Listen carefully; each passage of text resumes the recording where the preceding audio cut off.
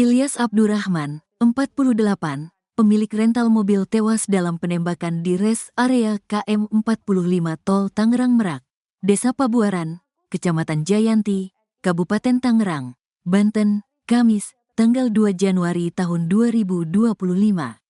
Dalam tragedi itu, korban lainnya yakni Ramli, 59, mengalami luka tembak di bagian tangan. Ramli turut serta mengejar mobil rental yang dicuri pada Kamis, tanggal 2 Januari tahun 2025, dini hari. Kondisi Ramli sempat kritis akibat luka tembak pada bagian lengan yang tembus hingga perut.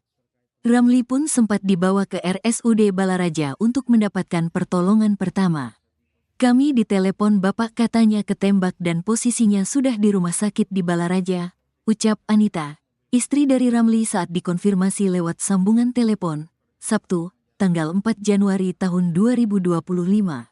Setelah mendengar kabar tersebut, Anita bersama anaknya langsung bergegas menuju Rumah Sakit Umum Daerah, RSUD, Balaraja untuk menemui Ramli. Sesampainya di sana, Anita diberi informasi bahwa pihak rumah sakit tak mampu memberikan perawatan intensif. Sehingga Ramli harus segera dirujuk ke fasilitas kesehatan yang memiliki alat-alat lebih lengkap. Pihak keluarga pun sempat kebingungan lantaran Ramli sempat ditolak oleh sejumlah rumah sakit, RS.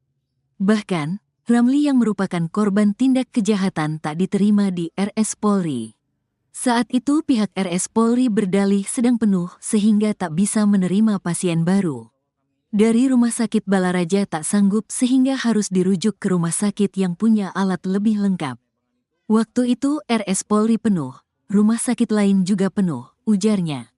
Beruntung saat itu, Ramli langsung diterima di Rumah Sakit Cipto Mangunkusuma atau RSCM.